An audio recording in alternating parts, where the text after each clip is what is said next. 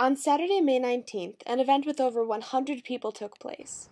No, we're not talking about prom. We're talking about the police force, fire department, and school district administration's situation preparedness exercise that took place at Whitman Middle School that same morning.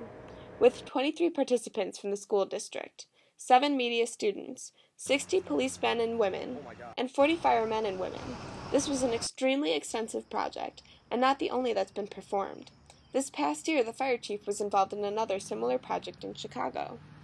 This is pretty good sized. I've done one with as many as 600 participants, and it involved a hazmat team. It involved the contingent from the Army for Chem Bio, and a headquarters for a major corporation.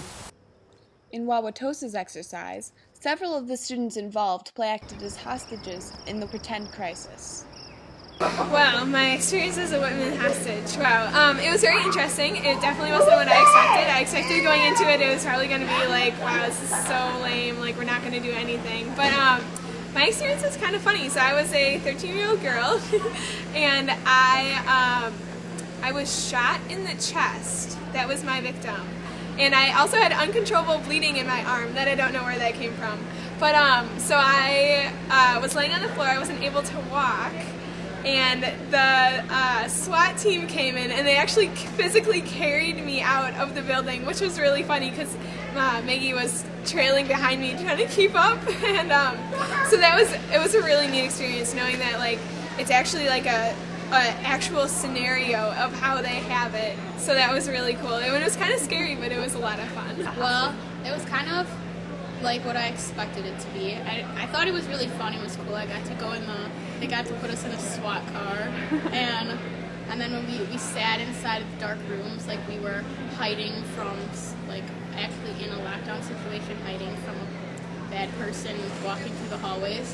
But I don't know. I think I would definitely participate in one again if I had the opportunity. It was pretty cool, and I thought they did a good job of making it seem realistic too. So. A few West students were recruited from the theater crowd to try their talents in another very different venue. It was very scary because I was the only person who was to die in the entire experiment. I was shot in the chest and the leg, uncontrollable bleeding, so I died. It was terrifying, and I wouldn't compare it to theater because that wasn't acting. That was like legitimate terror because he was screaming my name down the hallway. The difference between acting in Hostage Day and acting on stage was that it was a lot more real. I was laying in the room and the cops came in and they asked if anyone was hurt, and they were like, this guy got shot twice. And then they ran over, jumped over me, picked me up and ran me outside through the hallway, and then they threw me inside the back of this truck thing, drove me away, got the ambulance people to come in, and then they were like, put on this little wristband that said I was dead. I didn't really know what to expect, so I just went in and I got a part where I was supposed to be a 13-year-old girl who ran into a bubbler actually because I have ADHD, and I had like a cut on my arm and I was bleeding. And then Hannah was my friend, and she was unconscious, and so I had to kind of take care of her. And like it was cool though because we got taken out in like a SWAT car, and it was super realistic. And they took everything super seriously. There was never really like a dull moment. So they were always like super into it, and it's not like they were just messing around even though they knew nobody was hurt. So it was like really awesome, and it was good to see that people outside of theater are good at acting too. It's something that you're not really prepared for it because they tell you what's going to happen, but then when it actually does happen, it's really scary. So the fact that it's real life made it a lot different than when you're up on stage. It was definitely a good experience for anyone who's in theater to try to like make it seem as realistic as possible for these people. Even broadcast and newspaper students were brought on board to help simulate press releases. A lot of additional information, much of it is the same. We can report that there were gunshots at Whitman Middle School. So how many victims total were there? Hang on one second. How many victims did we have? We had a total of 18 injured that were transported. But why do these exercises in the first place? How are they important?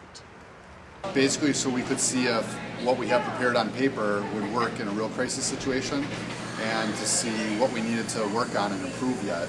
The nice thing with this is we got multiple agencies working together. because even though the police are very good in Tosa and the fire is very good, we don't have a lot of opportunities to work together at this level. And in this instance, we've got Milwaukee Fire Department providing their command post. We're working with the schools. This is really what they call unified command. So how prepared is the school district for such a traumatic experience? According to those involved, the training exercise has demonstrated the department's abilities nicely. One of the big things that I think we learned was that we need to have better communication between the school and the police and the fire department.